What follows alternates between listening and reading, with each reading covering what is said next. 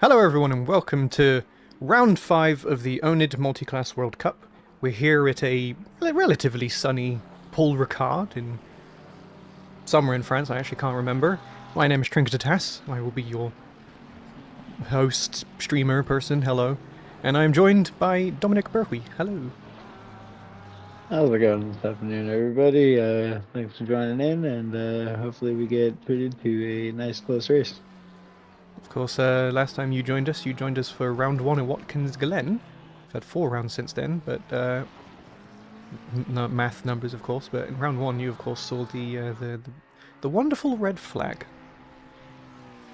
Yeah, that was definitely quite an eventful start. Hopefully, we don't see that here. We get off to a nice, clean start, and we don't have to do any startovers or red flags restarts. Well, I can say it has been good since then.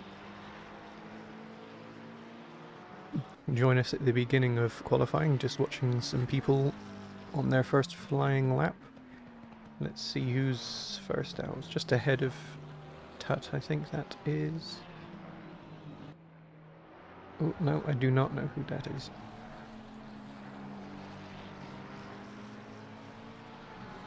Number 16. Who's number 16? Zildzovic. Right at the bottom of the list. We've got 51 cars tonight, that's wonderful. We of course had the wildcard entries for last week. We've got a few GT4 entries and a couple GT3 entries who you will see in silver. But the GT4s being silver already means you can't tell just from looking who the wildcard entries are. But I can bring up the wildcard entries. We have Christeda, Tile Virginia, Maciusz Zapolski, Ilpo Rostalainen, and Big Revelation. Ah, it's a tired day for me. Yeah, it's definitely getting to the afternoon hours for you guys over there, or even the nighttime hours now. I would expect, huh? Yes, it is just before 8 p.m. So we can pop Yep, over it to is. the chat and say hello to Sam Page, Ben22, Cammy, Cucumber Bush, Burek Racing Channel, and Daniel Heron, who is saying their car feels like poop. I think that's just a Paul Ricard thing.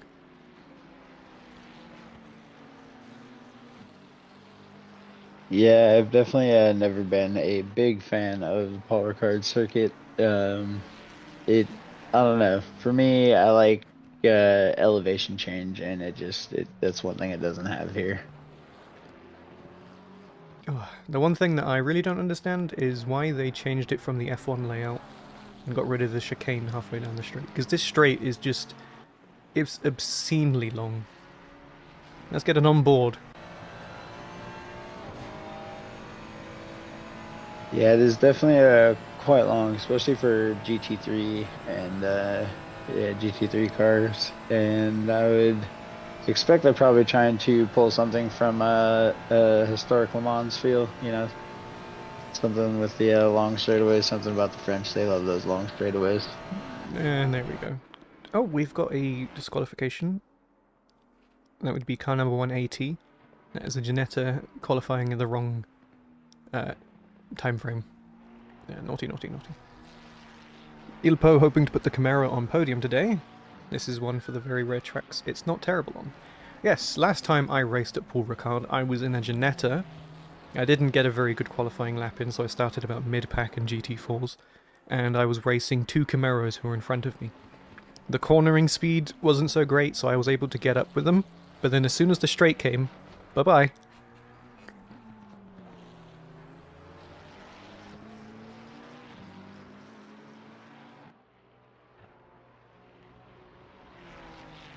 Yeah, I would imagine that most all the GT4s probably run out of speed by the end of that straightaway, huh? Ah no, just the Ginetta, and it runs out of speed by the time you hit the bridge.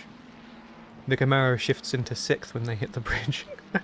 The difference is quite stark.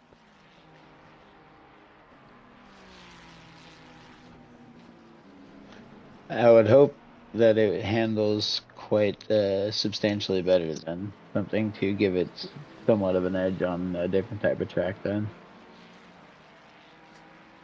Ah, the Ginetta is a very good GT4 car. I love that thing, but its main weakness is the top speed. So Daniel Hearn saying the Camaro is good here, mistakenly saying Cameron is good here. We do have a Cameron in the race, Colin Cameron, currently in 17th. Running a blue version of our Indy 24 livery. Blue for Les Français. For Paul Ricard, because, you know, the blue and red everywhere. And Ilpo saying, Ginetta hits limiter on the straight, I think. Not a snowball chance in hell if anyone is close to defend. Yeah. It's amazing through the corners, and is probably faster than most GT4s through the corners. That's mainly its strength, but yeah, it just hits the limiter by the time you hit the bridge, which is like a third of the straight. When the GT4s are out on track, because we have two Ginetta GT4s, I'll do an onboard and you can get a comparison. It's astonishing.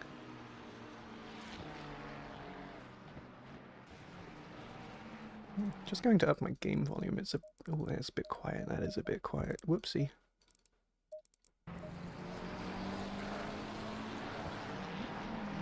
Bonjour, ça va? I do not speak a little français. I know bonjour, of course.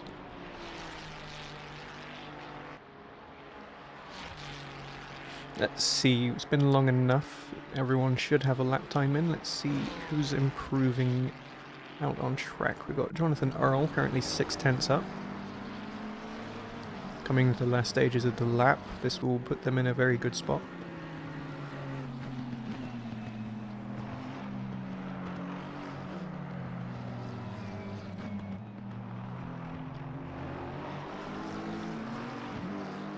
Up to 7/10 now, just missing out on that, that top spot. Will they get... Oh no! Only 4th. It's getting quite close to the top there. Top 4, 10th and a half apart. Or well, pretty much everyone on an invalid lap right now. That's another one of my weaknesses around Paul Ricard. Is I am terrible for track limits here. The last turn and turn 2, just track limits galore. I think in a 45 or an hour long race, I think I ended up getting about 4 drive-thrus here. The tyres just started going on me and I just kept going wide. Yeah, it's definitely one of those tracks that invites you to push a little bit harder just because of the amount of asphalt everywhere. It's, you know, there's not really a effect when you run wide, essentially. You're still on asphalt, so you can maintain your momentum still. My favourite one is the one where you go off track, start bouncing on all of the sausage curbs, lose about half a second, track limit warning. It's like Coda all over again. Yeah, that's always great. Yeah, it's like, oh nice, salt in the wound. It's like I already lost the time and now you're gonna give me a warning. How long is a drive-through on this track-ish? Well, it's not the longest pit straight, but it does go on for a little bit. I'd have to do a Google search on that. ACC drive-through length.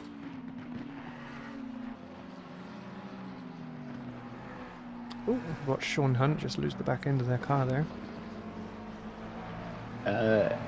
I mean, I would assume like the averages are like 20 to 25 seconds, aren't they? Probably that ballpark if I had to guess. Yeah, I think it's one of the shorter ones.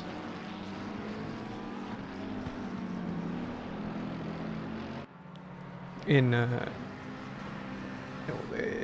context, because of course, you know, Spa-Francorchamps is just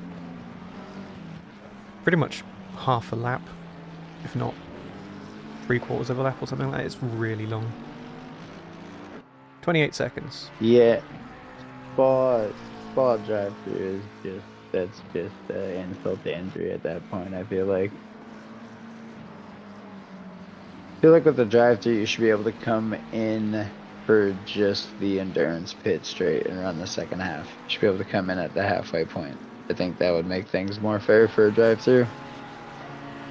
Yeah, but of course, because it's the same pits for everyone, everyone's equal. Yeah, safety is obviously a major concern there. You can't have people coming in halfway through the pit or right on the exit of a turn.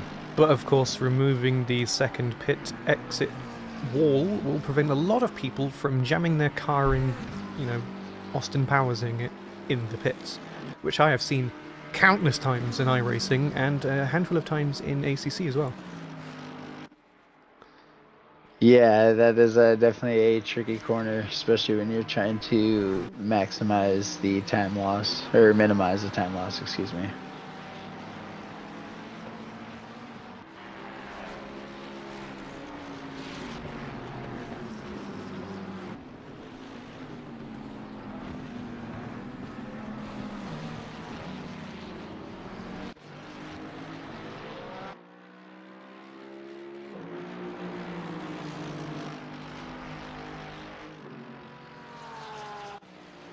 It's a good improvement from CT to there. Anything else that they can improve will move them up quite handily, because it's getting quite compact on this grid.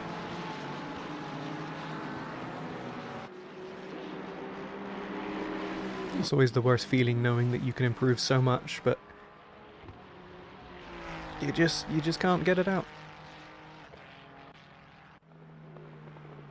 Yeah, that is definitely one of my drawbacks whenever I'm driving is qualifying and trying to put that decent time in the allotted amount of time.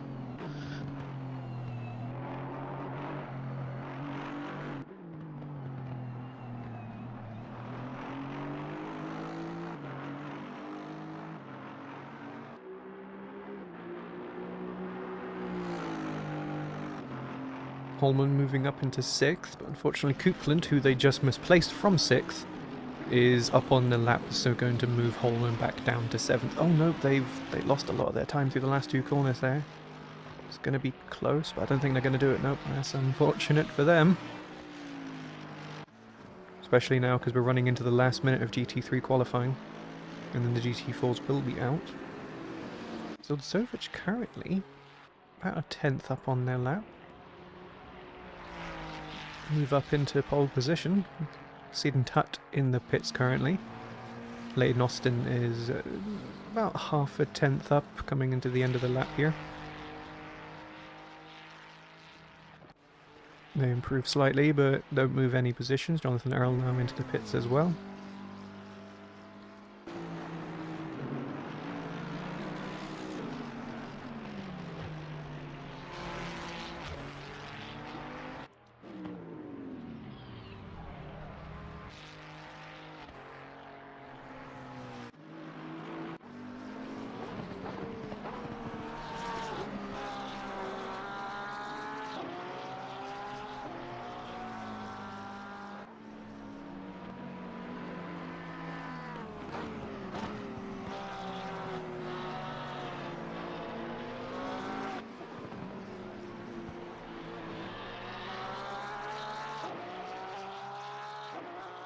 Definitely looking like some close times. Looks like within a second all the way back to 8th place still.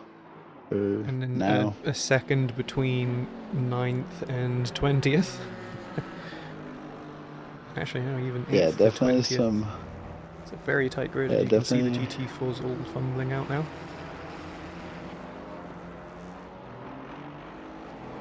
Is any other GT3s on track improving? Let's see, we've got Jan Wacker. Currently about half a second up. Moves up to 22nd.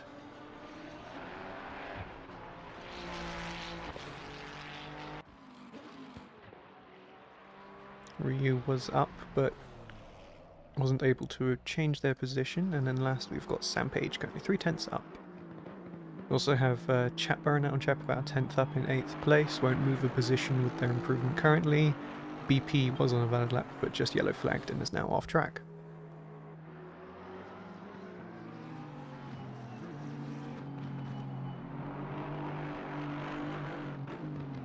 We do have 2 GT3s who did not set a lap time. See Sam Page cross the line. Improves by about 2/10. But yes, we have Ollie Knowles and Rahad Zeri who did not improve their lap time. Also some GT3s cruising through the pits for some reason. Alright, let's what. I didn't quite catch it in time, but I'll get it another time.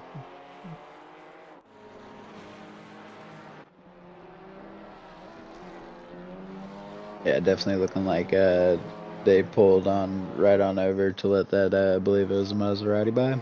Of Lindblom.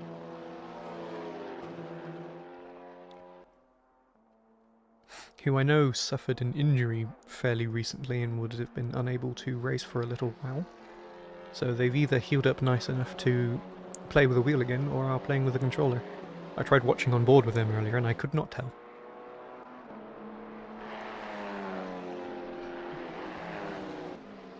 But I lean more in believing that they are I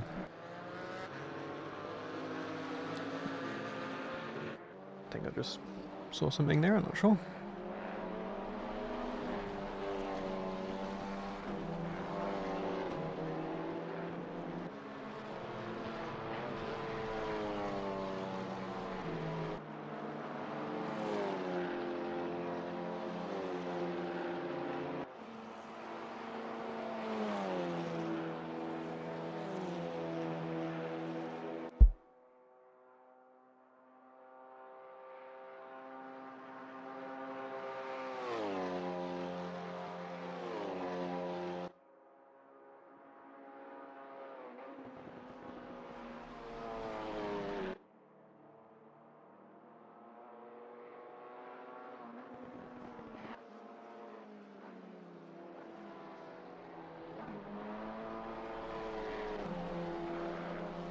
Just going to switch on over to Carlos Plaza. Just so you can understand the power of the Ginetta not having any speed. So into 6th gear, and by the time you hit the bridge,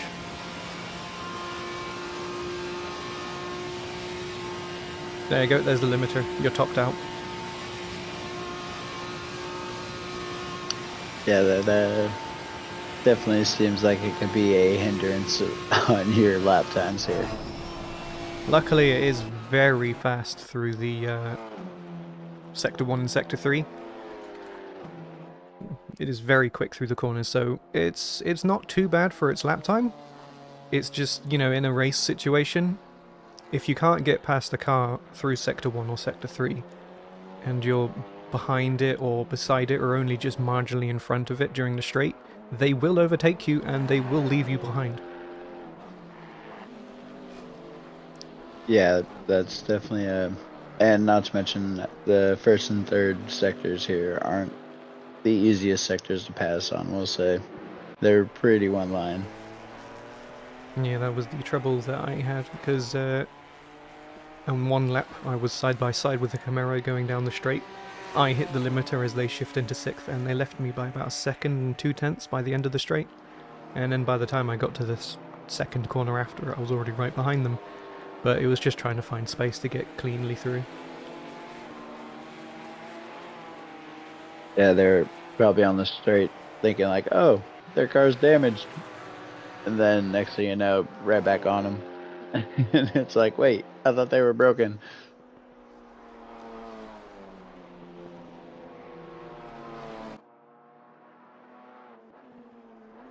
Oh no, it's broken.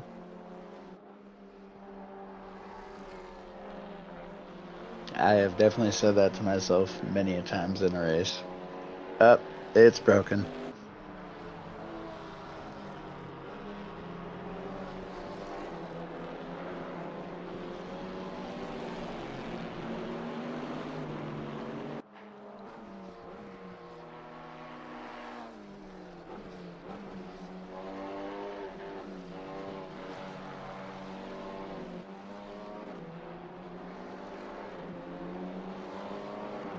Broken.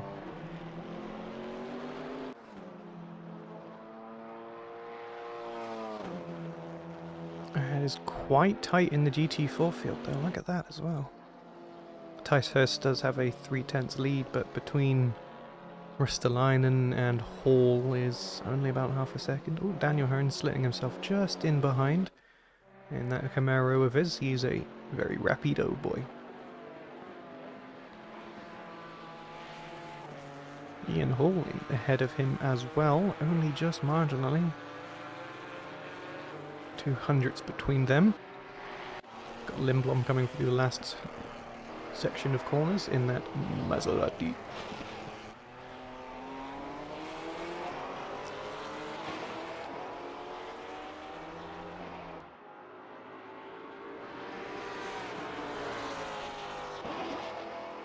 Puts themselves just at the back of that close cluster.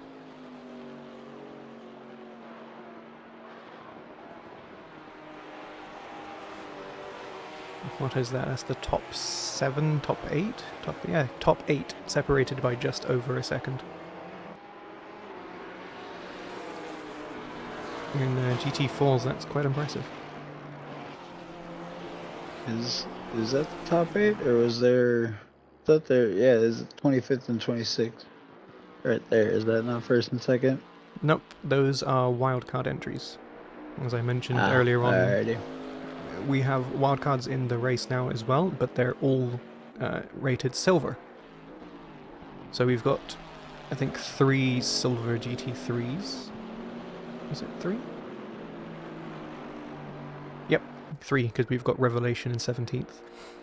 And we also have 2 silver GT4s, but GT4s are already shown as silver, so you can't tell, because who you're watching right now, Ilpo Ristolainen, is a wildcard entry.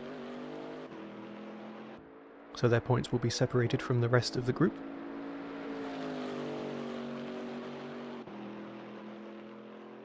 Alright, that makes sense. Yeah. It's a shame though, because we have Pro-Am colours, which is black, and National, which is green, but I never see them get used. Let's see who else has got. Got Martin Thorpe half a second up. Just into the last sector.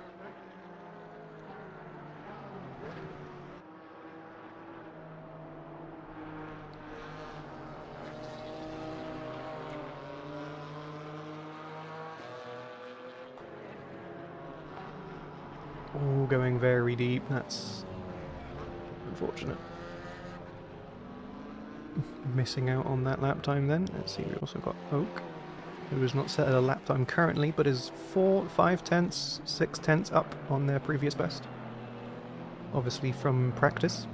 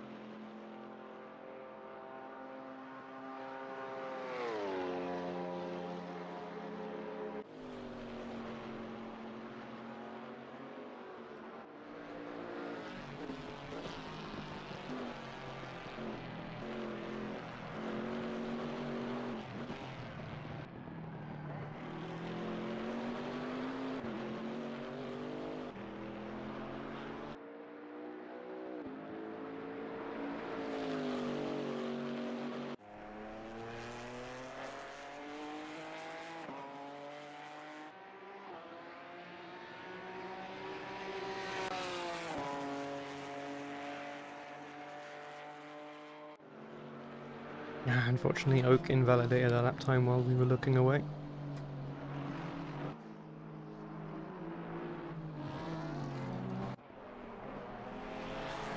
Yeah, it's definitely a difficult track to, when you're pushing, to make sure you stay within those lines. Yeah, especially with a more, what's the word, a mechanical grip dependent car as the GT4, because it's got a lot less aero downforce. Yeah, definitely they're a little bit more slidey, that's for sure, from what I remember. But they are oh so fun.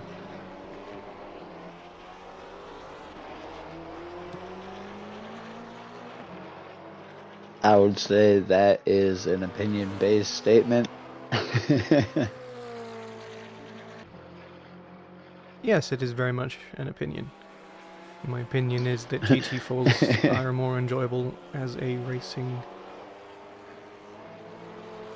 conglomerate than GT3. But that is my opinion, and that is I'm my just experience. not good. I'm just not good at them. So I would have to say the GT3 give me more fun because I'm actually capable of finishing a race.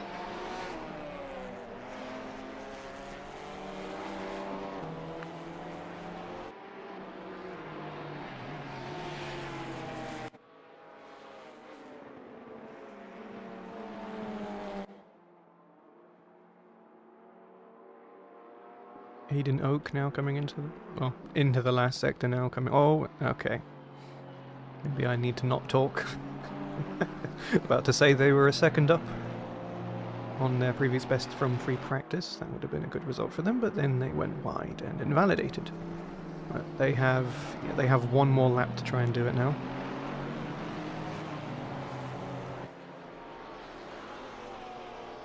Yep. As the time ticks down on the session, the pressure definitely builds as you realize you still have yet to set a lap. Then you try to push that little extra bit, and in my personal experience, I end up going off or winding up backwards.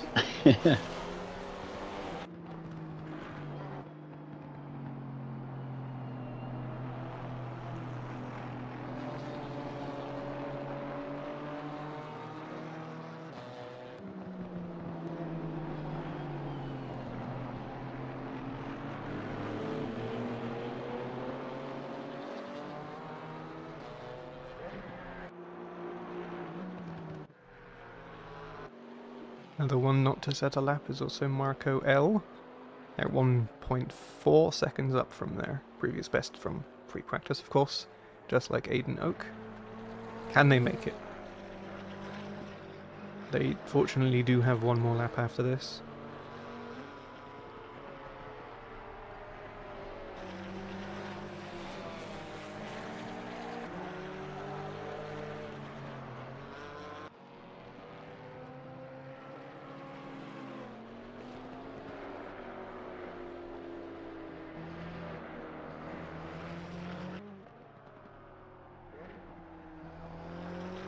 They round the last corner, keep it in the lines, valid lap, 1.9 seconds, 2 seconds.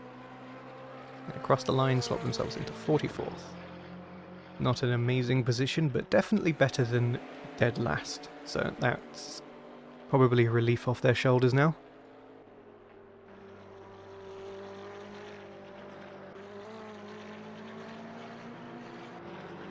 Well, I'm just going to have to do it. Aiden Oak. I was waiting for it. He's the last one. We gotta see what happens. Currently on track, we also have Tice Hurst about halfway around the lap, about 1.5 tenths up. They're already in the lead, so that will cement their lead some more. Daniel Hurd on track on a valid lap, but not improving too much. Harry Brooks in 39th, half a second up. Aiden Oak does set a lap, put themselves into 45th, just behind Marco L. Definitely an improvement from the back of the grid, that is for sure.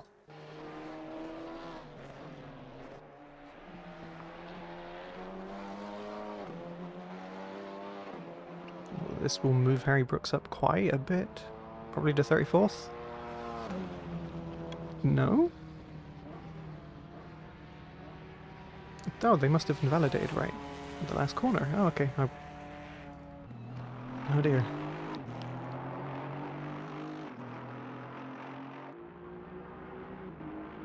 Trying to get that extra 10th, and the whole lap goes away. It certainly did. Scott Ticehurst already with the lead, cemented now that Daniel Hearn is in the pits, and they are currently 1.5 tenths up. Just to extend that lead just that little bit more. There they are.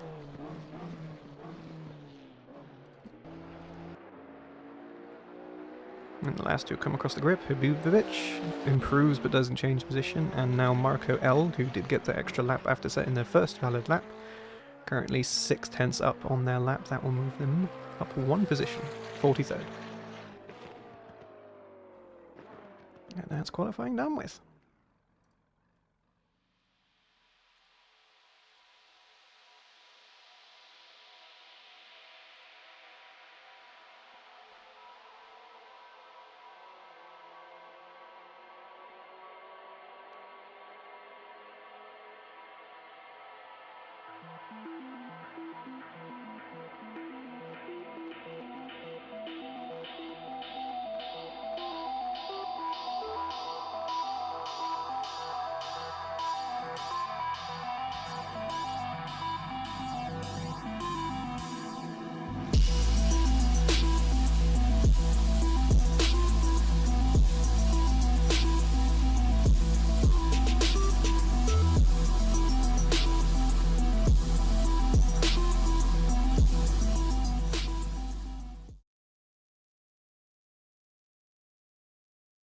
Then we're saying understeery and slow on the straight.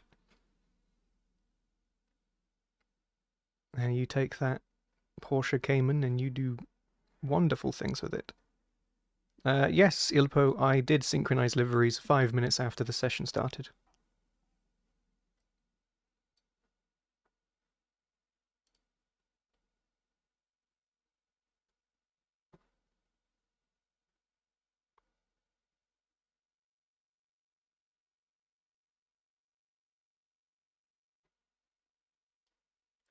Understeery and slow on the straights. That has got to be a pretty bad feeling here at this track specifically, I feel like, because that is pretty much what this track's pretty dependent on.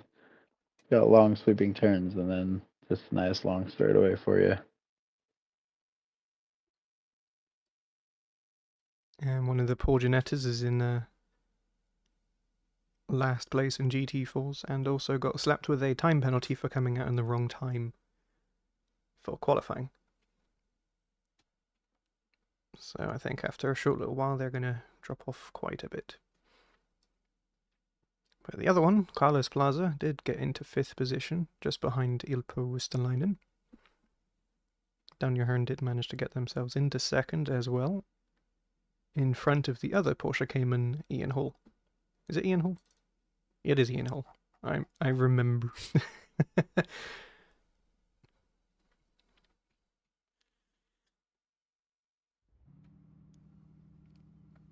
It's eerily quiet.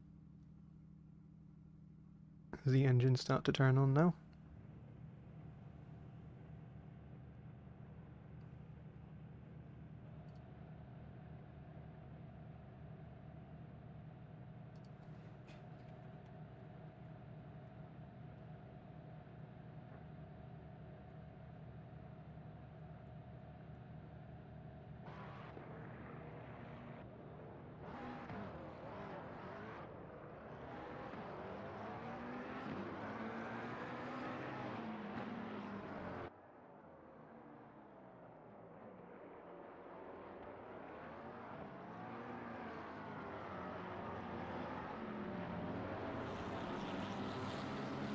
So how are you thinking tonight's going to go? Who do you think is going to take the win tonight?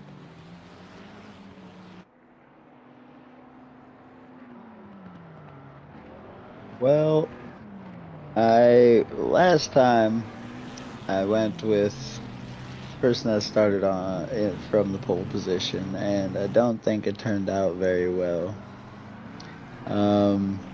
So I think let's go with that lone standing AMG in 5th place of Shahabi. I think Shahabi's gonna come through from 5th place and do it. Shahabi was on top in free practice, if I am not mistaken. I did see them on top in the earlier stages of practice, but I'm not sure if they stayed there towards the end. But I can say that Zildzovic has won a race previously, currently standing in 4th place in the standings. And in terms of GT3 pros, we've got Adam Gardner, who I think we're missing today. Yes. Who's currently on top of the standings, but I'm not sure they're going to be there after tonight. Miles Dixon in 2nd, who has 2 wins, and we are also missing them as well. 3rd place is Alex Shahabi, so Alex will be definitely looking to get the best result they can tonight, because I think they'll be able to take the championship lead after this if they finish well. Especially with Zudzovic and Tut in front of them. But because it's an overall standings, they're going to want to finish as nice as they can, but any points they take away from Austin and Earl will be beneficial to them, that's for sure. In GT4, Carlos Plaza is currently in the lead of GT4s, followed by Martin Thorpe and Daniel Hearn.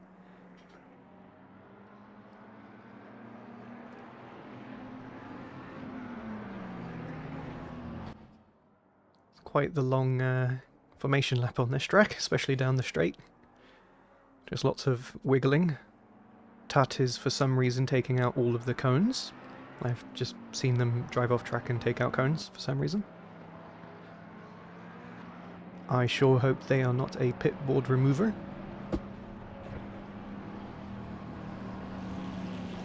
Sometimes those cones are just looking at you funny and they gotta go. Going into double file now. We've got 2 pit starters actually, you can see that just on the mini-map. We've got Ricard and Burkett. Burkett was the one who got the penalty for coming out and qualifying, but they did get a penalty, so I'm not sure why they're starting from the pits, but Ricard, I do not know why they're in the pits. Where did they finish? Something must have been amiss.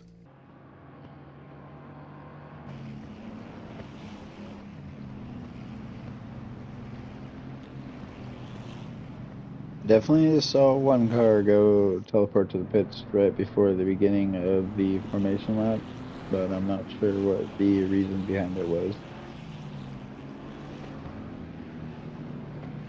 Now, one thing I do know about Paul Ricard is that a lot of the cars in the back will be starting going around the last few corners, which is going to cause a bit of a squeeze, but green, green, green.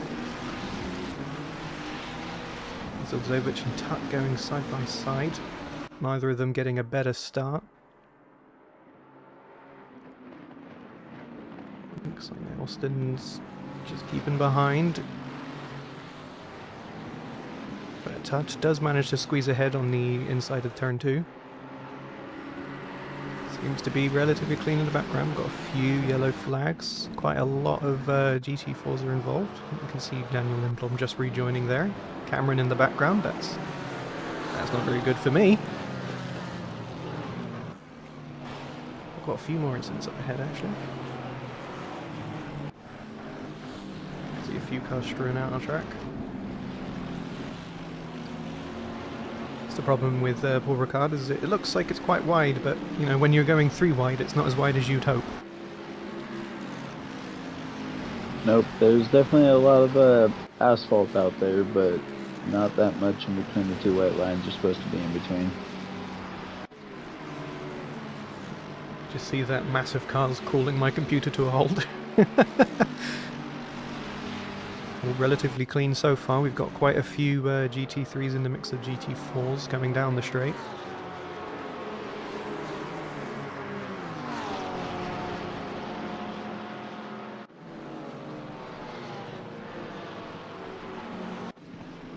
We've got a stricken Ferrari over here. We've got Ilpo Rustalainen going sideways. Oh, getting whacked into the side. That was a heavy one. That was a big hit, yep. I would not be surprised if there was not damage from there. Well, there's going to be quite a bit of damage. I suspect there might be a bit of suspension damage on that too, which is almost certainly a meatball flag to return to pits.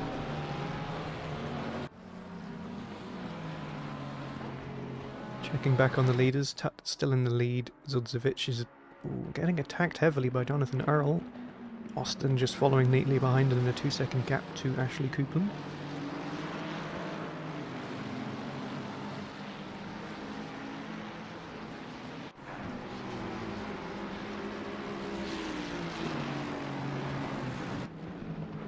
Let's see if anyone's making an early pit stop.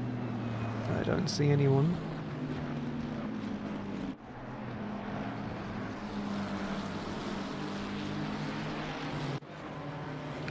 Trying to click the car that's off track, but it's going down the list so quickly I can't. It was Ollie Knowles and Bibovic.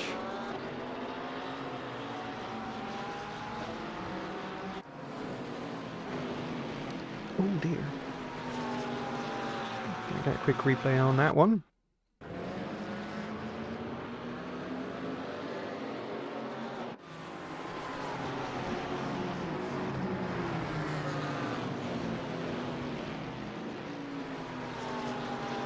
The GT3 of Colin Cameron coming along the inside, and then Ian Hall getting squeezed by the other GT4 there who was trying to squeeze on them. Rather unfortunate. Yeah, a little bit of a 3 don't go into 1 there.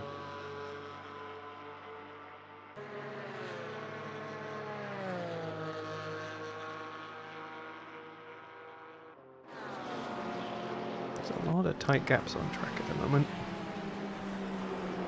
I don't know who to look at.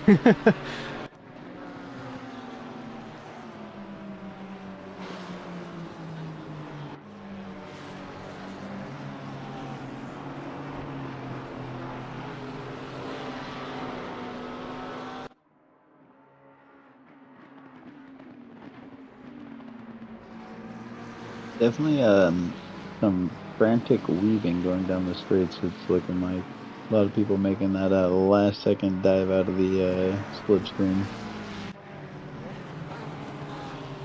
Yeah, a lot of people looking to make that move, but just tucking back in.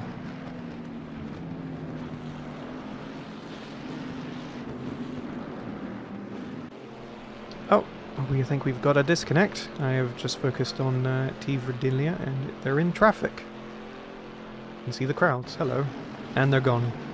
And for some reason, every time someone disconnects that I'm watching, it goes straight to Johnny Ashley.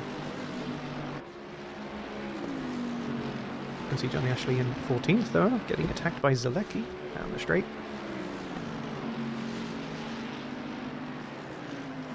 Oh.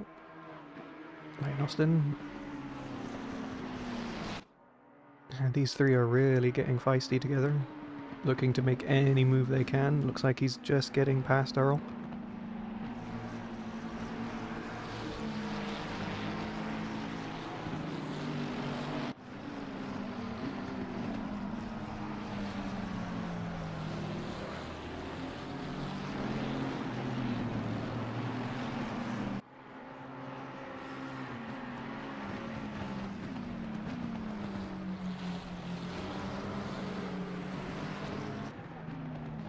Question is now, can Austin get the move done on Zildjić?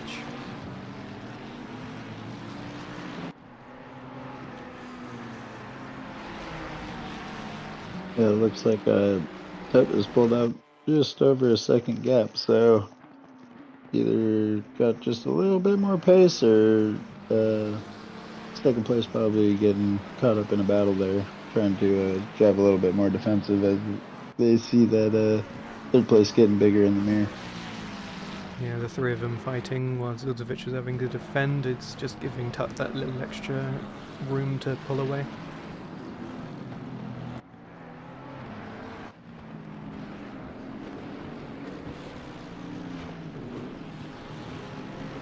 Slight bit of contact there.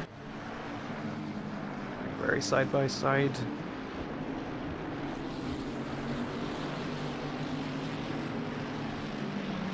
Can see Johnny Ashley just behind there as well.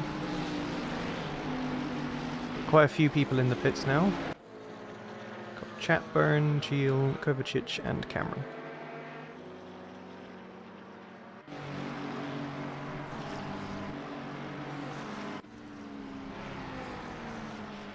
Good old Jonathan Zaville in the solo LFM Jaguar, which I think is running a slightly different livery to before. It's got a bit of red on it now.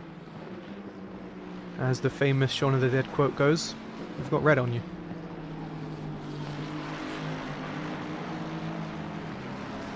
Definitely the lone Jaguar out there, huh?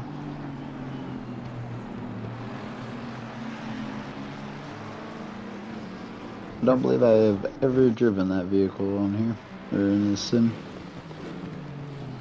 I think I have once, just to give it a try. It definitely felt very early 2010s GT car. Definitely doing a decent job in it though, sitting in 7th position, so not too far back. Ah, but this is Jonathan Zaville. It's the least you'd expect from him. Lane Austin has the fastest lap now as well, even behind Zildjić, who is starting to pull a little bit away. Jonathan Earl is starting to fall back a little bit now too. Narrowly closing the gap on Tut as well.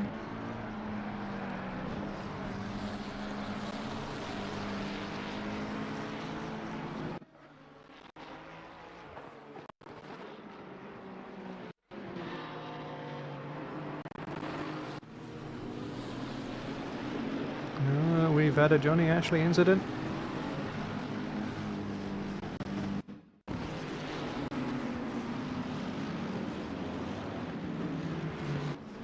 That's a dive and a half.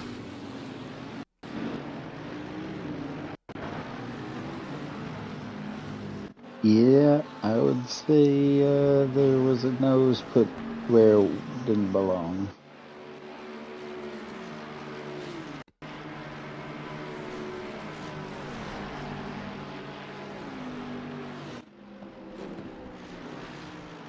Yeah, I believe once the person in front of you has committed to turning in at a certain point, diving in on them is just not going to end well for either of you. It's getting very up on the rear of that McLaren. I just almost envisioned that McLaren getting pit maneuvered there. That's getting very frightening. Yeah, looks like they're possibly driving a little hard right now. Maybe looks like we got a little sideways there, a couple turns back, and just trying to go for those gaps that aren't there possibly.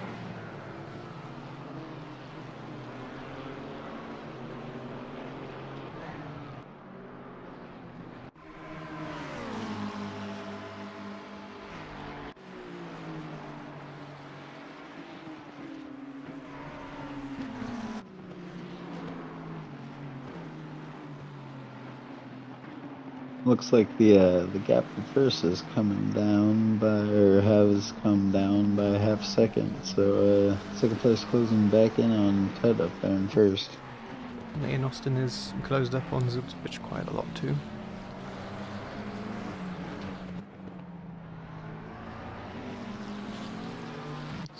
Oh my goodness. I saw a close fight with a lot of cars. I didn't know it was this many. Yep, that's definitely a whole gaggle of cars there. Oh, Off they go.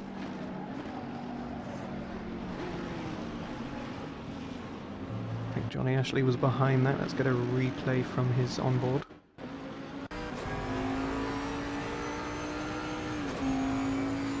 The seas just parted for him. literally took the words out of my mouth. That was hilarious. Oh, and he's in bits.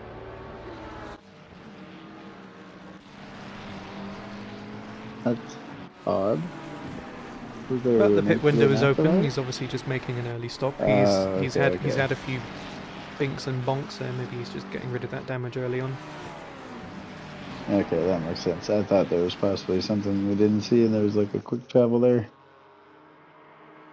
But it was through the last three corners, so we obviously just dived right in as I get the replay.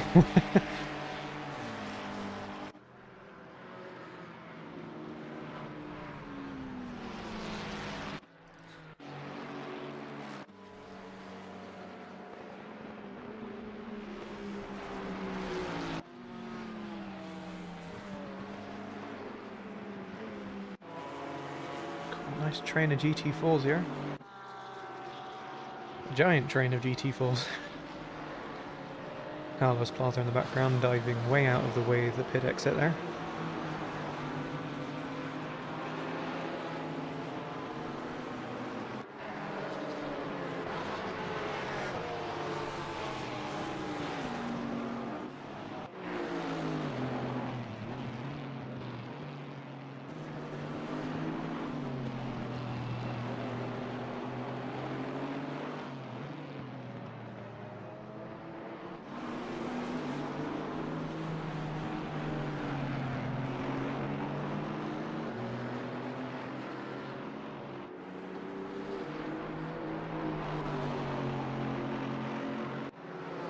See Johnny Ashley making his way through this train of GT4s.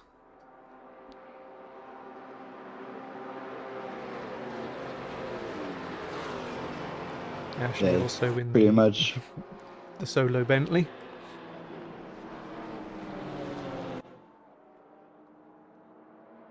Is it the only Bentley out there?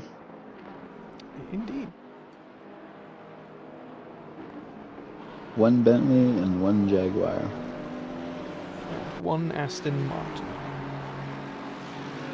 Oh no, two Aston Martins. I forgot about Sam Page. You can see Johnny Ashley has made himself into 27th now. You can see that on the bottom right side rather than on the standings. So he didn't lose too much time from getting his pit stop done early. He's not a lap down.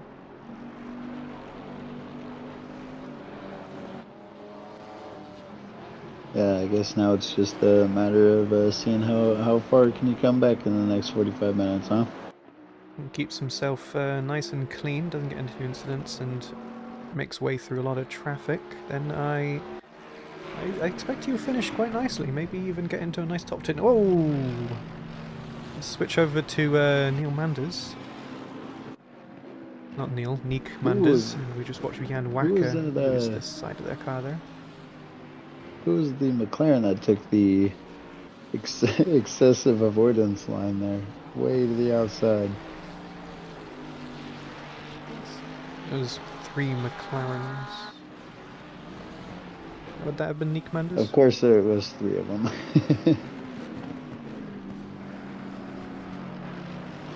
I saw one that just went way out wide, like way wide.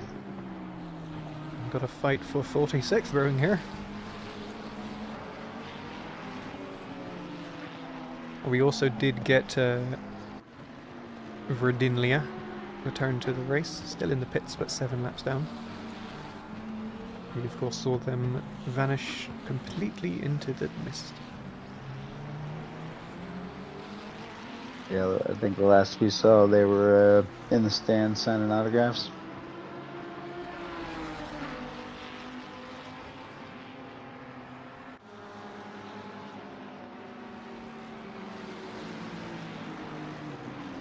That looks like move done and dusted.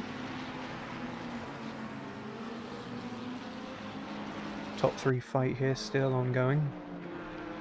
Jonathan Ernest dropped off quite a lot now, but it's still Tut, Zildzovic and Austin. Now getting into GT4 traffic. Austin making the move on Zildzovic now. Using that traffic to his advantage.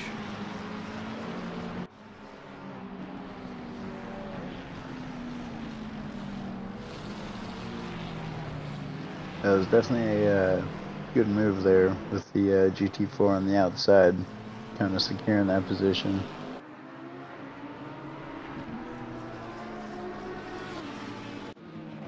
Oh, dear lord. Just saw Maffey going backwards there and they just collected Sapolsky there. Let's get a quick replay on that. Yeah, that was definitely quite the hit there. Oh, just nowhere to go.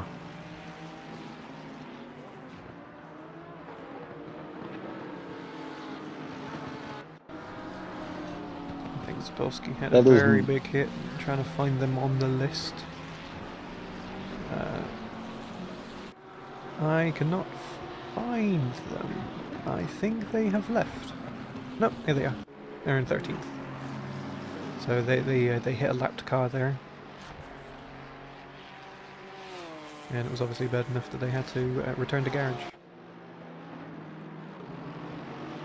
Yeah, it's never a good feeling when you come around the corner and there's just nowhere to go.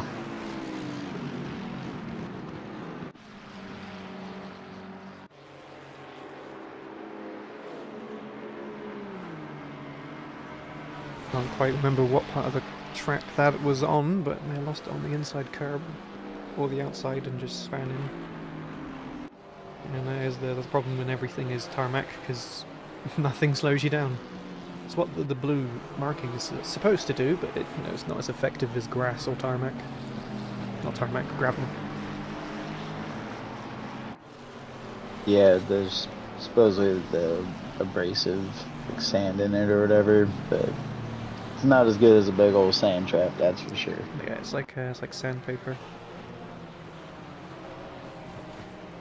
I could not imagine being tasked with the job to go paint all of the lines.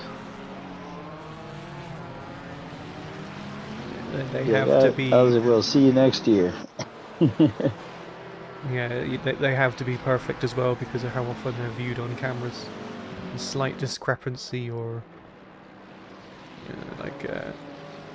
missed line and it's going to look very weird. But Leighton Austin does take the lead of the race there. We just saw it happen while we were talking about painting lines. They've already got themselves almost a second gap to Tut. It was a very brave and bold move from Austin. Yeah, definitely not wasting time. It was what, a matter of a lap and a half or so, going from third to first, making the 2 passes. Making any leeway that they can. And finding any inch of space.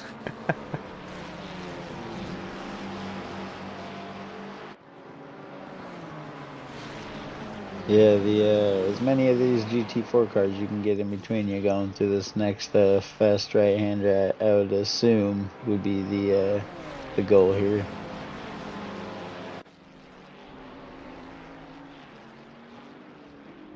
I mean, you can see Tut having to be behind that BMW coming through that corner there, and it's going to cost them quite a bit. I think it has cost them the position to Tut, as Martin Thorpe in the background there does go a little bit wide. Jonathan Earl has caught back up and takes back third place. But that's the unfortunate thing being a GT4 car. When you have the leaders all fighting for position, you're just fodder. Yeah, definitely kind of gets frustrating, I would imagine, as a GT4 driver, when you got 4 cars all barreling down on you fighting for inches and you're just trying to, exist on the track. Like, please don't hurt me. Martin Thorpe was in the lead of GT4, and because of the incident, Peter Jelinek does take the lead from him. So the leaders fighting for position just cost the GT4 lead. But Martin Thorpe does take the early pit stop now. Oh, no, yellow flag, it's just them coming into the pits. I love it when that happens. False yellow.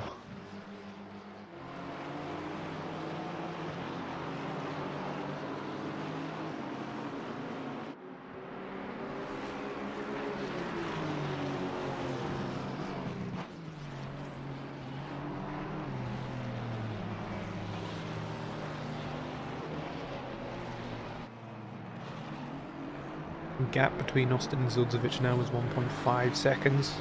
Earl and Tut still for close behind. Seville, though, 6 seconds back from there. He started about 10th or 11th or something like that. So he's made good waves. Let's check the statistics. Honest Seville up 10 places. He started in 10th, yes, so he's improved greatly. Oh, Daniel Hearn says race over. Did you speed into the pits, sir?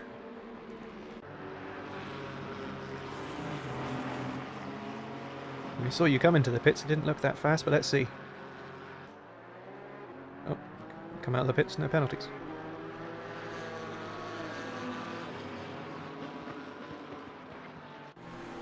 There's something we missed. Well, you are... where is Thorpe? Yeah, about 10 seconds back from Thorpe, so any leeway you can make on Thorpe.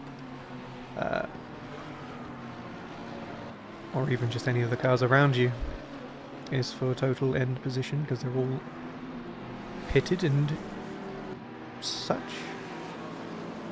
Let's see what else we can find on track. Still got this close fight here.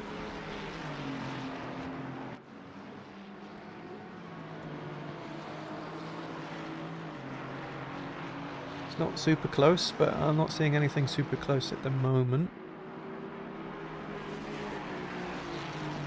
Matt Holman right on the back of Coupland now.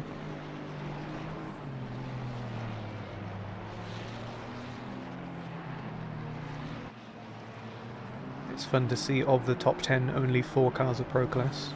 We've got a wild card in 10th place and a total of 5 amateurs.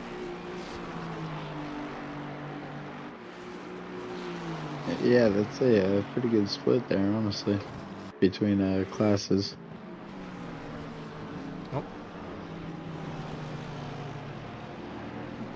Bit of a honky bonky. Well, that was almost another one there. It was very close.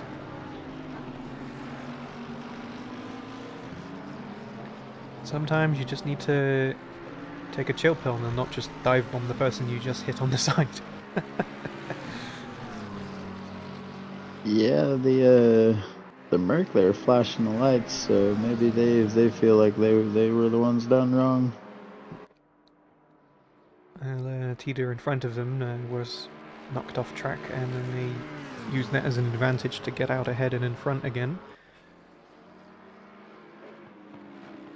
So it could be debatable, they were squeezed off track. Tomlinson just made the move on Hutchison there. Oh, Leighton Austin and Tut in the pits now. Earl and Zildzovic just side by side, but Zildzovic getting covered off from that Camaro in front of them, so now Earl is taking the lead of the race.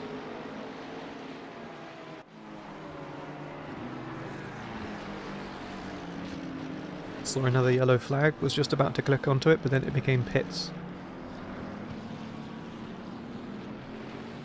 App is duping me once more.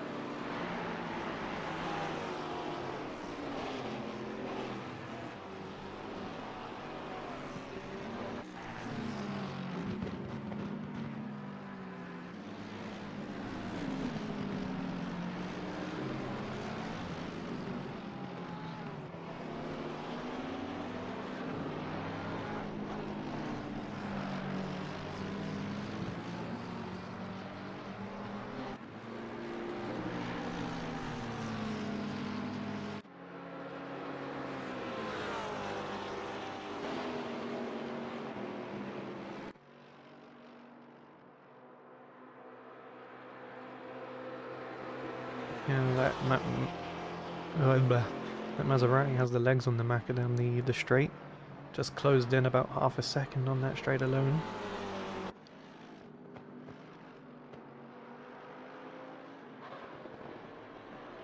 Yeah, I wonder how that Maserati is to drive here with without the driving assists. I'd say a bit easier than some tracks because there's not a lot of camber or odd elevation changes and such, so it's a lot more linear. So you don't have some corners that you can brake heavy or some that you have to brake less. So you can get a lot more used to how the car feels. But there being quite a lot of heavy braking zones there, the more prone you are to locking up. Yeah, just gotta make sure. Freeway here, my goodness. Oh, wait, we just passed the bridge. Now watch the Alpine disappear.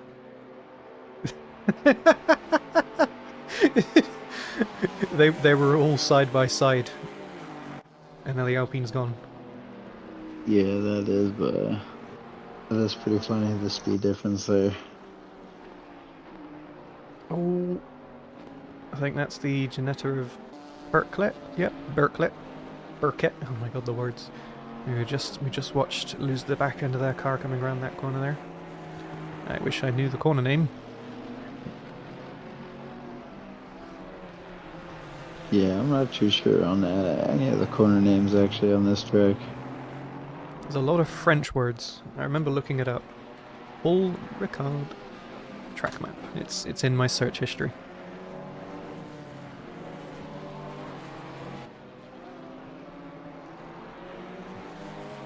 So we just rounded Pont.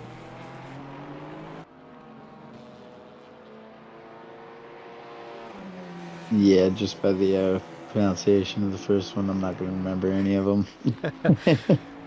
And now we're coming around Verrières. Or the Verrières. French words, they are hard. Your last name is a French word. It's very hard. Yeah, and it wasn't until I went to France for the first time that I realized that I was pronouncing it wrong my entire life. And then Hôtel. And now Comp.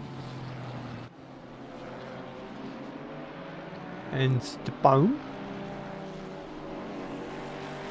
And then of course this is the one that we do all known is the Mistral. Because this is the Mistral straight. Oh, that's an AMG doing naughty AMG things. My goodness. Was that Shahabi? No, Shahabi's up here. What AMG was it? Got Teeter? Ah, I think it was Teeter. Yeah, the wild card, That, truly being a wild card there. I believe that was for it was Brooks that was sitting in second place in the GT4s. Yeah, Brooks was in a relatively good position. You can see them back into the pits now. Well, They had to RTG from that. That was a heavy impact. yeah, I believe they were sitting in not in second place on track, but they were the second one on track that had completed their pit stop. Yes. They were in a good position.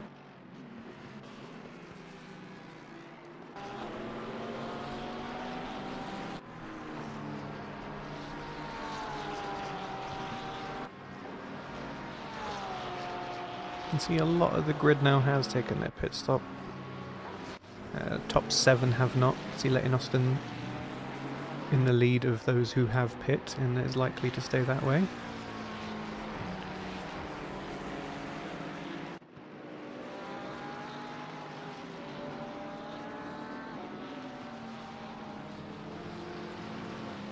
Got another yellow flag for Burkell. They're going very slowly through Pont.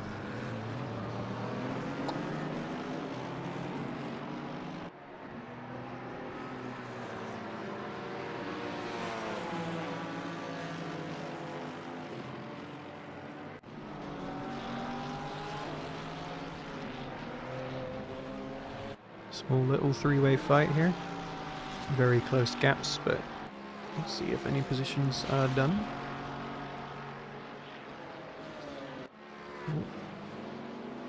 Oak and Habibovic side by side.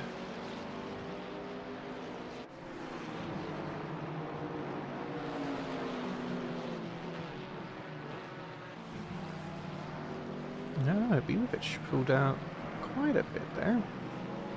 Ah yes, I forgot to mention there was a drive-through that I forgot to bring up. Got a drive-through for track limits.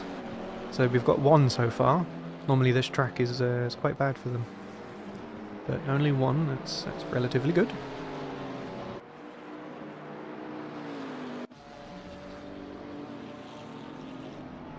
That's definitely not too bad after a half hour of racing so far. Another 27 minutes to go to prove me wrong. And I have the drive-through counter up and ready to just go any second that I want. For one of the previous races where there was quite a few drive-throughs. Yeah, I would assume if they're going to start rolling in, it would be towards the ending sector of the race, that's for sure.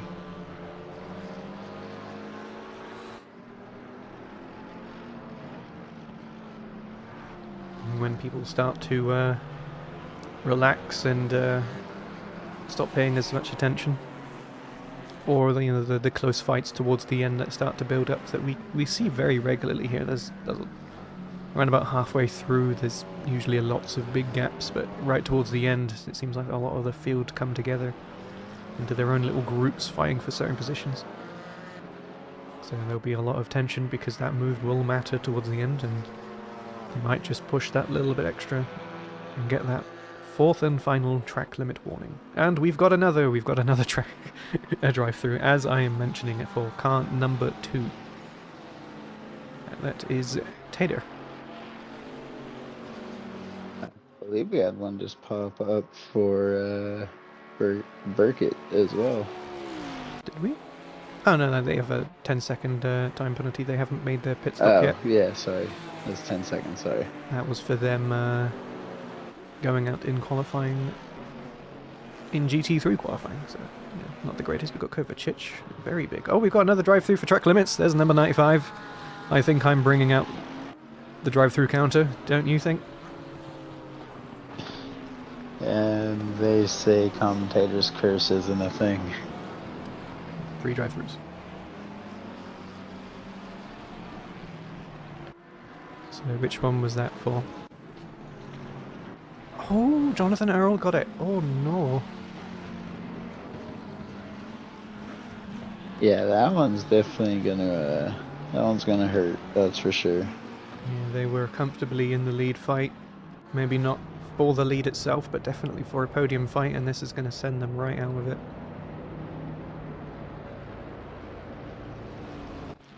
Oh, Zildzvich and Shahabi are fighting. My question is, they have to serve that drive-through before making their pit stop, correct? If they don't change it on their MFD, it will be drive-through first. Okay, so there is an option to change it. Yep, when you go into your pit MFD, the option serve penalty will be listed and is checked by default.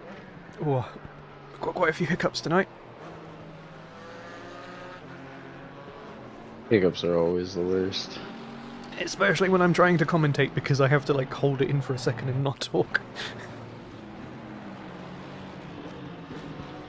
Gotta like try to plan your words in between them.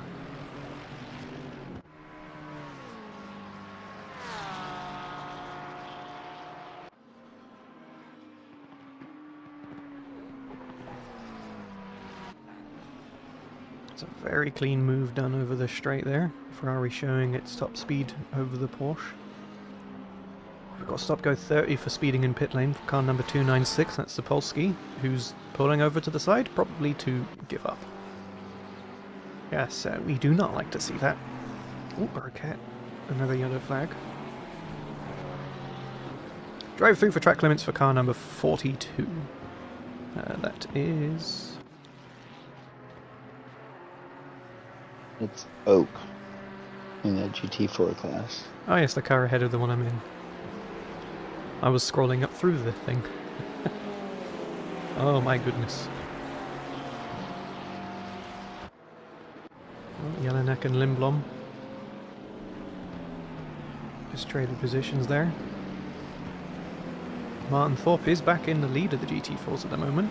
It seems everyone's done their pit stop apart from Burkett. So it's going well for Thorpe. Yeah, I was just 2.5 second gap to Rustalainen. Must have been some other mini incidents or just traffic flow that slowed them down. Yeah, I was just thinking before you... Oh, I was going to say, before you mentioned it, that Burkett is definitely stretching that pit stop out, huh? Trying to go to the very end of the window or something. Sometimes I do the same thing. You can see Jonathan Earl still out, hasn't done theirs. Revelation is now doing their pit stop. There's Martin Thorpe next to Earl there. Hopefully no leader on leader action again.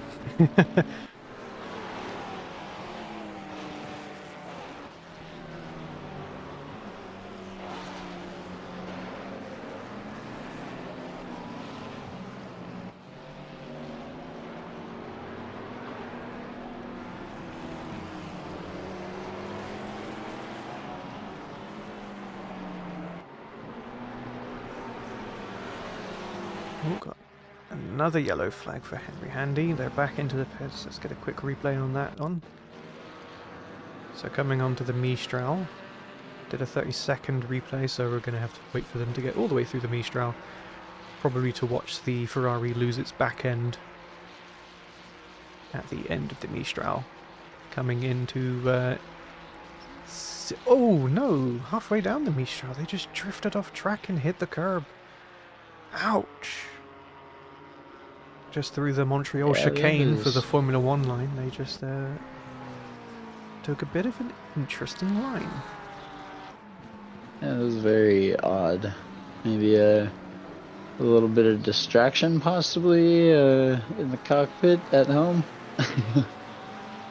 Oh well, yeah, typically when I get onto that straight, because it's so long, I'm just, you know, looking at my phone, looking elsewhere and doing something else, or reaching over to my fridge to grab a drink or something like that. So, yeah, in any number of those things. Moment. The texting road for sure. Yeah, I think in the Ginetta race, going down the straight, went onto the straight, just pointed my wheel in a straight line, grabbed my phone, texted a message to a friend, locked my phone, put it down, and I was only halfway down the straight. It's such a long straight, it's quite ridiculous. It's almost like a Nordschleife straight. But there's a lot less track before it to warrant it. Got Jonathan Earl in the pits now. Leighton Austin takes the lead of the race once again. They have quite a gap on Tut now. Earl down into 5th, 6th place. Now into 7th, 8th. They're still in the pits. You can see Henry Hander in front of them. Now they're moving. Now passed by BP for 9th place. Tomlinson coming down the straight. Probably likely to get past him there, yep. So Jonathan Earl lost out quite a lot on their pit stop there. They had that drive-through. Oh yeah, of course. So they so did that like right away, and then stayed out for a few more laps.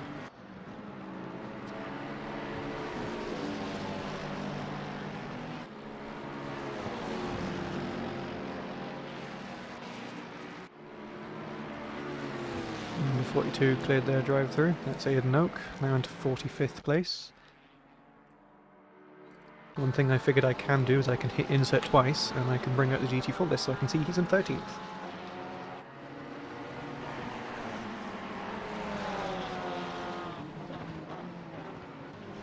Wish there was a quicker shortcut to it, but this will do.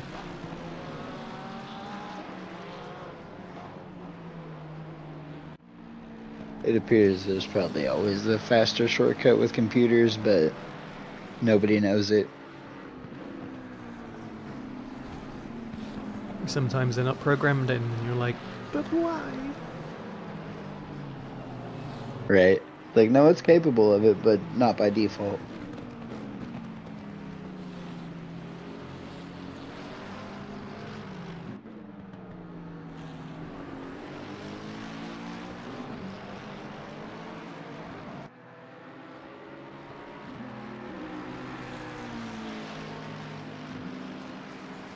These three are getting very close, but not making much leeway at the moment. Shahabi does look like he might be making a move soon. Getting very close to the back of Tut.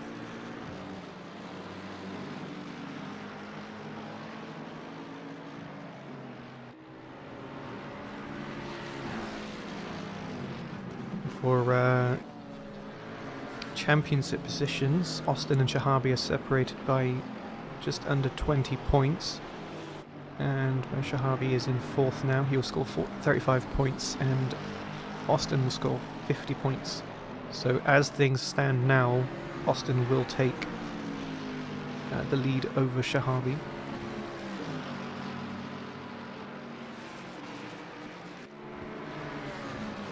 So Shahabi definitely wanting to improve their position if they want a chance at taking that victory. Not for the final round, of course, but you know, taking the lead. We still have 4 more rounds to go. Three more rounds to go, my mistake. This is still a round.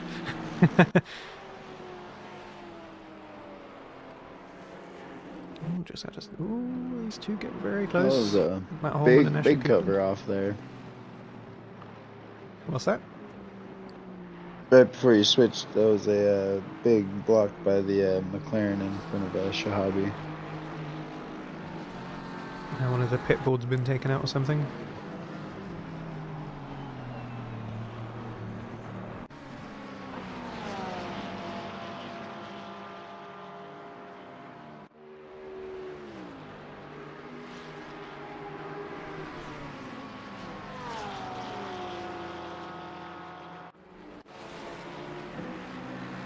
Sahabi's still closely on the back of Tut now, but Tut has lost 2 seconds to Zildzovic in that last lap.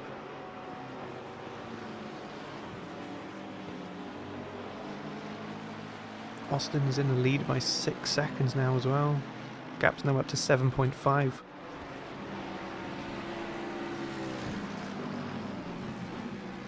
Oh, another yellow flag for Burkett, who has taken the stop now.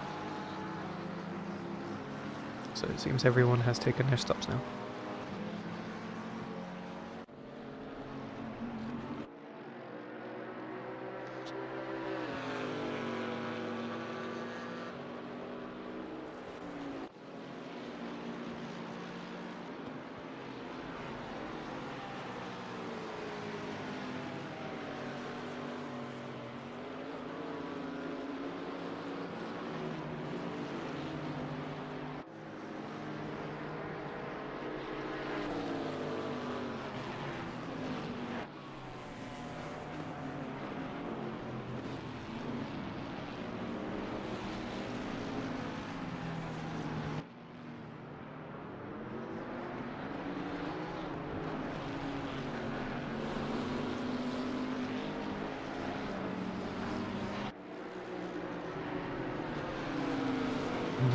Johnny Ashley getting feisty, trying to find that way through.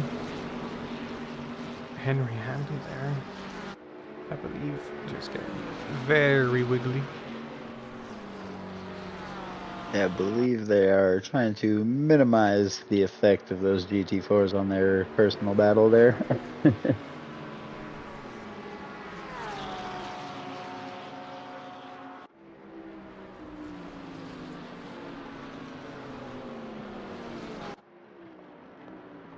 Where is Johnny Ashley positioned right now? He's in 14th. So that early stop, didn't hinder him too much. He's finished quite nicely. He's got a nice gap in front and behind him, so he's quite on his own. Just Henry Handy, who's of course in 47th, right behind, wanting to get through, but of course Johnny Ashley doesn't have to give him that space, but hopefully Henry doesn't murder Johnny in the process. Am I correct when I say that Handy is the one that originally got into the back of Ashley? I believe so. There's already some frothing blood. I'm sure Ashley, if that is the case, is just watching that rearview mirror like, stay back, please do not touch me. Do nothing stupid, please. Thank you. Keep your gap, you're not fighting for position.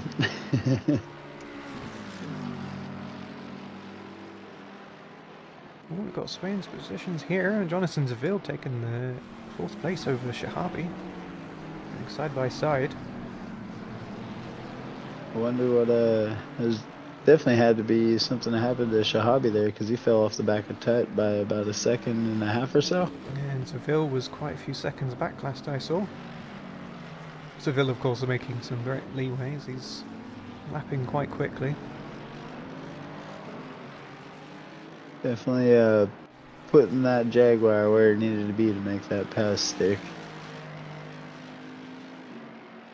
Yeah, it's very funny because, of course, we know Jonathan Zaville's very rapid, but in that Jag, he's not got as much speed as we normally see him in, and out of the top 5, he has the slowest fast lap time.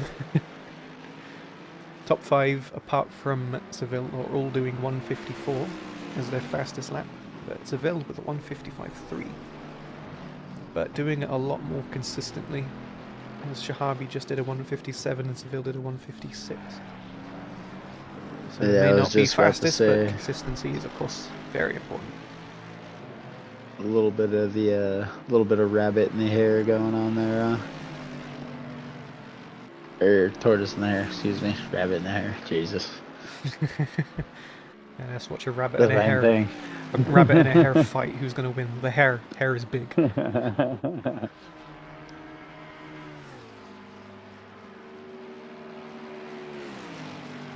These two still going at it. It's going to be a nice, great fight for them.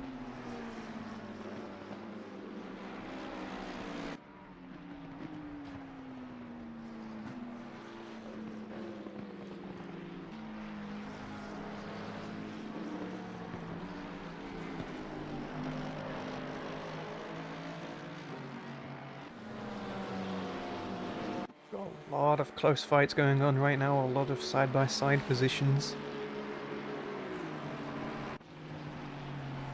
This is the one to watch for now.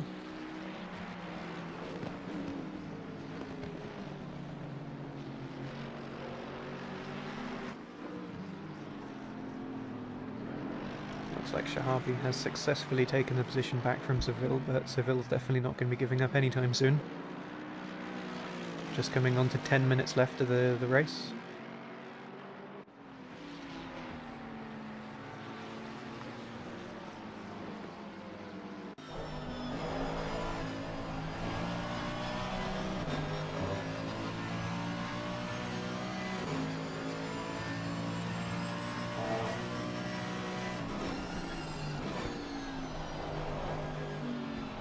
Another drive-through for track limits for car number 180, so we're up to 5 drive-throughs now.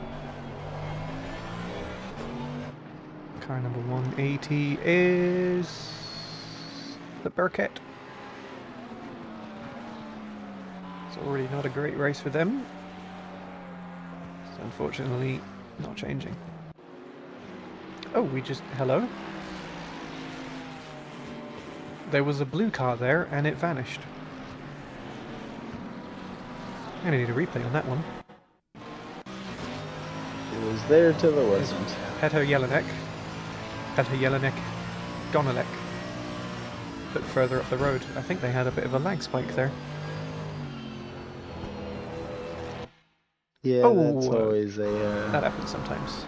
Let's get a 30-second replay on Jelinek here. It should be able to catch it. Yep, you can see it just zips across the track there. Had a bit of a lag spike. That must have been a bit spooky to the cars ahead of him. But it's good to see we didn't lose someone. It was just a bit of a lag. That lag there is just me starting the replay. The game freezes for a second when that happens.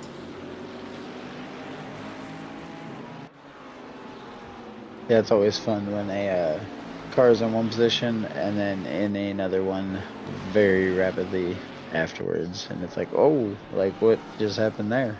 Always throws me off a little bit. All the time. Yes, exactly. iRacing. There's a term for those kind of people. I'm assuming you know it. I don't know. Yeah, I don't know. It's so weird because it's so singular to their sim. You know what I mean? Like it's such a prevalent issue on there, and then not on others. It's just so weird to me. Yeah, they're blinkers. Yeah, the blinkers. That's definitely is very very interesting to drive behind, or even in front of. Oh, Ilpo Rustalainen catching up to Martin Thorpe to take the lead of GT4s.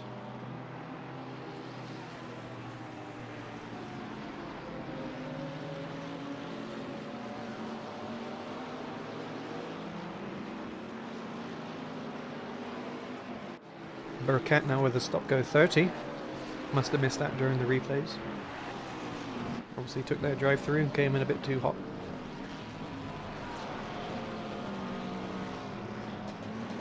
Yeah, that is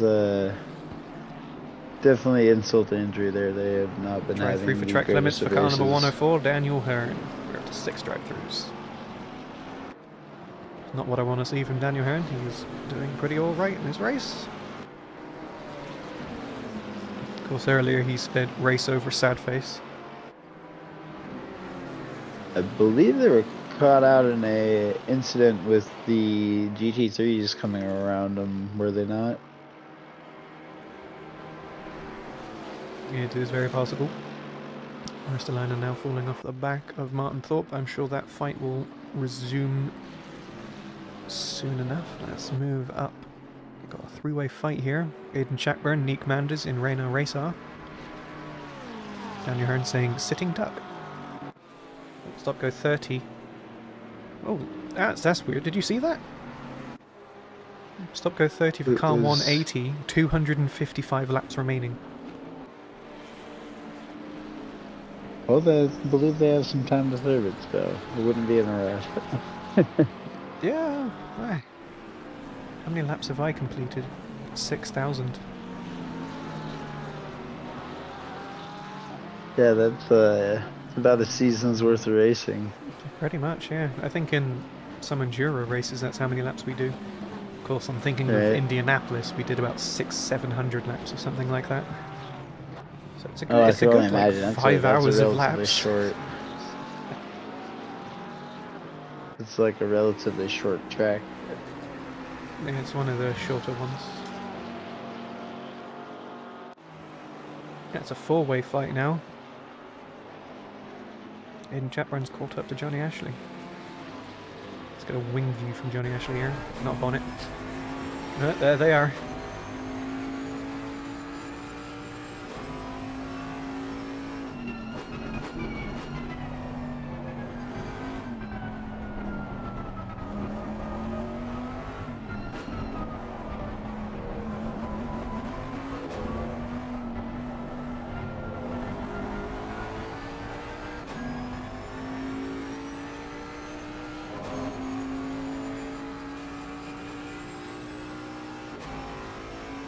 pit window closed. Everyone has done their pit stops, but it does mean 5 minutes left of the race.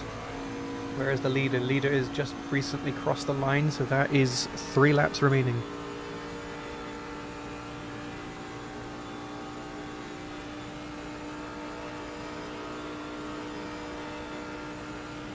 You can just hear how Long is sitting on the top of those revs down that straight. I will not shut up about how much I hate how long this straight is. Yeah, I was quite surprised actually. The Ferrari at Chapman was not able to close up as much as I thought onto the back end of that Bentley. Looks like that Bentley possibly has some legs on it. Yeah, depending on what the top speed, the terminal velocity, the Vmax, however you want to say it, of these cars are, they will most likely reach it down the straight. And whoever has the higher number wins.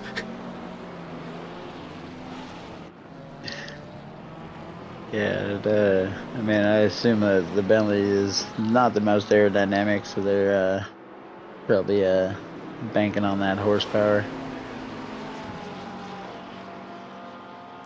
Weaving in and out of GT4s there.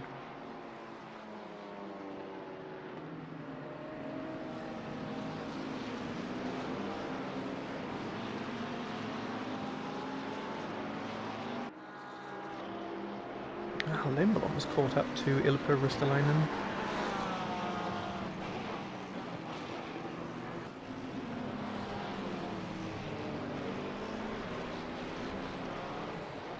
Having to make their way through some GT3 traffic, but now that the majority of it has parted for now, it's going to be a drag race down the Mistral Straight. I think the Camaro might have the legs on it. But I do not know the Maserati well enough. I know it is quick though. I think it might just be quicker. Yeah, it looks like Car number 526, P. Maffey, drive through for track limits. We're now up to 7.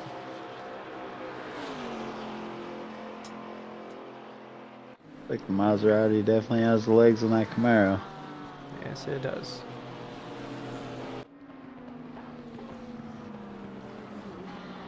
Just going a bit wide, but just managing to keep ahead. Coming through the, what's it called? Buset. And now into Endor. Car number 1, drive through for track limits. There's another one right at the end of the race. 2 minutes to go. 8 drive-throughs now. That is Marco L in 42nd.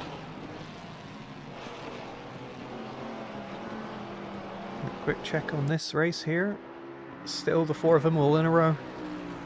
Johnny Ashley leading the charge.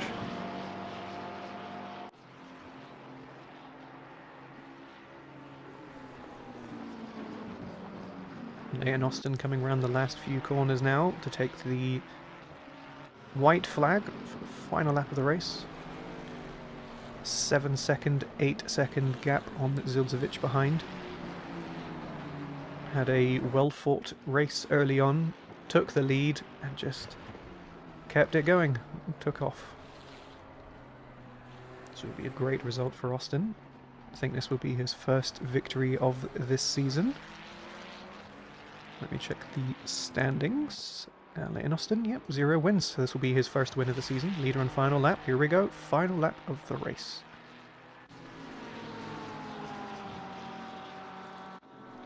Having a change of positions here between Hutchinson and David Zalecki. You can see Sam Page in the distance there, missing the end of the Mistral Straight. But the yellow flag really going quite wide there. Oh, we've got change of position. Aidan Chapman managing to squeeze past Johnny Ashley down the straight. Oh, and Nick punting Johnny Ashley. That's in the last.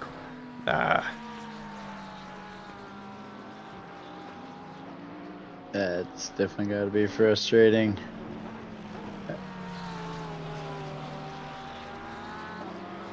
Car number 667, drive through for track limits, Jan Wacker. Now we're up to 9. That one for number 526, or did he already have one? Oh yeah, they had one already, yep. Jovan Kovacic seems to have... where are they on track? Ah, the turn 1, yeah, that's understandable where they lost it. I've lost it there before. A little wiggle, slightly wrong, and you're having a bit of an adventure.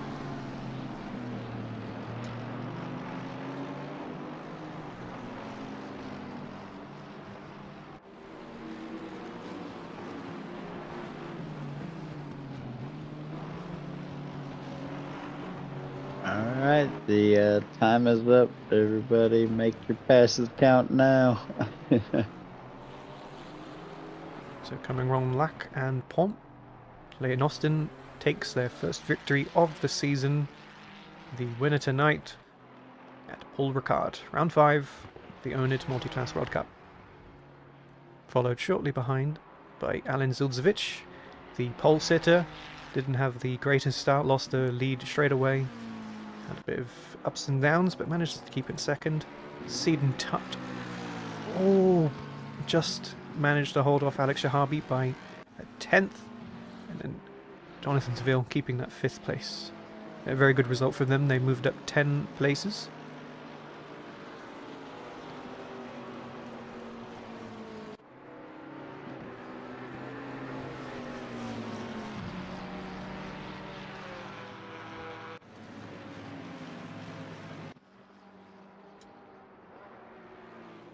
Martin Thorpe managing to hold on to that GT4 lead.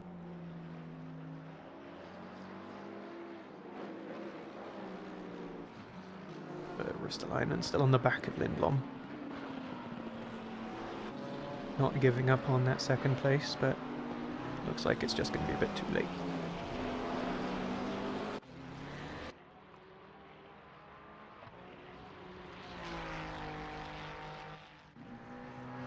A drag race through the start by Nick Manders and Reina Reza. Manders managing to pull it off. Johnny Ashley, after the unfortunate punt, takes 17th place. Sergei Filenko falling behind. And then Jan Wacker. And for the GT4 class win, Martin Thorpe.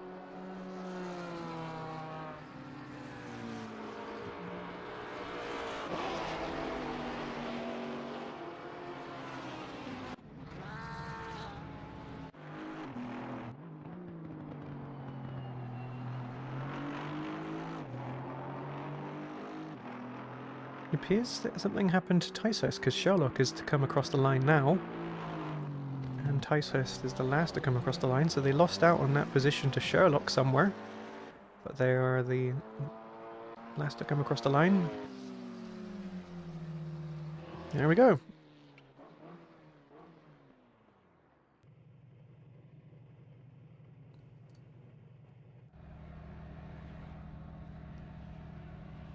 It was nice, good close racing there down to the end throughout the entire hour. Never asked for more, you know. Yeah, some great racing, some unfortunate punterinos, but some exciting stuff as always. It's always great to have some multi-class racing on a Sunday, eh? Yeah, the multi-class definitely adds another layer to it, and always brings out the good racing and makes for some exciting passes through traffic, we'll say.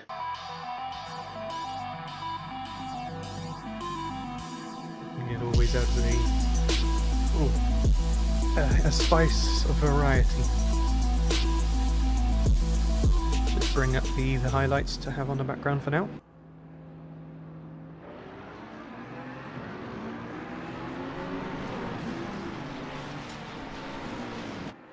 Any final thoughts? Thanks to everybody who stopped by and joined in and commented while we were here watching this exciting racing, and hope to see you all again next week on Sunday in the next round of the championship.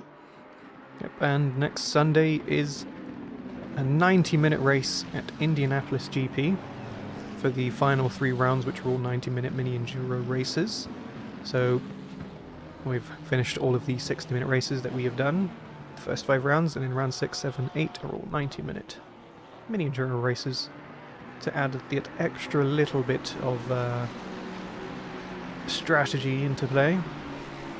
See what drivers decide to do. I'll actually quickly look to see if there are 2 mandatory stops or just the one. Yeah, just the one mandatory stop, so it'll be interesting to see what kind of strategies the drivers take. The 45 minutes, or see how things go. Of course, some people who have chosen their car and have only driven their tyres for like 30-40 minutes, but now they've got to do that a little bit longer, and twice. And there might even be some rain. Oh, even more spice to the race. I don't know if there will be any rain on Indianapolis. There's a 0.2 on the rain, so it's possible, but not super likely. But we've got Silverstone after that on the next Sunday. 0 rain that time, so it will be a nice dry Silverstone. And then the final round at Spa-Francorchamps with a 0.1 on the rain. So it seems like if it's going to rain, it's going to be Indianapolis. And as you may know, a lot of our drivers will have plenty of experience at Indianapolis because we do the Indianapolis 24-hour,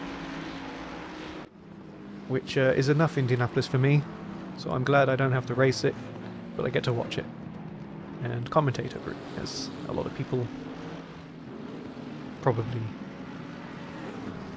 not have fun. Yeah, definitely another hour and a half around the track that you already do 24 hours on in a season is probably not the most ideal. Well, experience for next year. That is very true. Definitely, if you're using the same car, maybe a bit of a little strategy testing. Well, gonna call it there for tonight. Thank you everyone for watching. My name is Drinker Tatas, and in the booth with me, if you didn't catch his name, Dominic Berhui. We'll catch you next week, because David Russell is still on holiday. The week after, joining us at Silverstone will be David again. So thank you everyone very much. We'll catch you next week. Monday we have the AC Mini Cup with you, I believe. Yep. On Monday tomorrow we have the AC Mini Cup Challenge, and that has been some really close, really good racing throughout the season. So hopefully we'll see anybody who's got the time there tomorrow. Yes, it's quite a fun little race, those old minis, and it's very accessible to a lot of people because AC seems to be one of the more popular sim games out there, but we certainly have amassed the ACC side of the community. So hopefully in time that community will build up and you'll get nice big results like we do here in Assetto Corsa. Yeah, definitely the 50-person grids we don't see over there, but it is a I don't think the game can do it. Yeah, definitely a good group of people over there. Really good fun. Comms, voice comms throughout the race, and racing on the track as well. And one day we'll have Assetto Corsa 2 to really spice things up. We'll see how many people from Assetto Corsa and Assetto Corsa Competizione migrate over to Assetto Corsa 2, because it's really going to be the all of the everything sim. At least that's the hope. Yeah, hopefully, right. Yeah, hopefully it brings it all together into under one title. As well as the mysteries of whether Rennsport is going to be any good. But will also be, depending on whether it's a good game or not, Le Mans Ultimate by Motorsport Games, the mysterious company of mysterious intent. We'll see how that game goes, and that will definitely be a lot of fun for us. Lots of WEC racing around lots of fun tracks. Yeah, there's definitely a few good GT and we'll say prototype type racing games coming or on the horizon. It's an exciting time in sim racing at the moment. We've had a lull for many years where we just have the same game all the time. iRacing just has a car every now and then and everyone's all excited. But we'll see what the future holds for us at SimRacing and at oNiD and see how... Well, it's all very exciting and wishful and hopeful, but we shall see. But enough jibber jabber from me about the potentiality of future. Have a good night, everyone. Thank you very much for joining us. See you next week.